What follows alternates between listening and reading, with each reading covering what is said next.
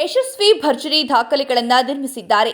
ವಿರಾಟ್, ರೋಹಿತ್ ಅವರಂತಹ ದಿಗ್ಗಜ ಆಟಗಾರರು ಸಹ ಮಾಡದ ಸಾಧನೆ ಮಾಡಿದ್ದಾರೆ. ಹೌದು, ಯಶಸ್ವಿ ಜೈಸ್ವಾಲ್ ಮಾಡಿದ ಸಾಧನೆಯನ್ನ 31 ವರ್ಷಗಳ ಇತಿಹಾಸದಲ್ಲಿ ಯಾವುದೇ ಬ್ಯಾಟ್ಸ್ಮನ್ ಮಾಡಿಲ್ಲ. ಕೇವಲ 22 ವರ್ಷದ ಯುವ ಬ್ಯಾಟರ್ ಎದುರಾಳಿ ತಂಡಗಳಲ್ಲಿ ಭಯ ಹುಟ್ಟಿಸಿದ ಟೀಮ್ ಇಂಡಿಯಾದ ಯಶಸ್ವಿ ಜೈಸ್ವಾಲ್ ಸದ್ಯ ಎಲ್ಲೆಡೆ ಟಾಕ್ ಆಫ್ ಟೌನ್ ಆಗಿದ್ದಾರೆ.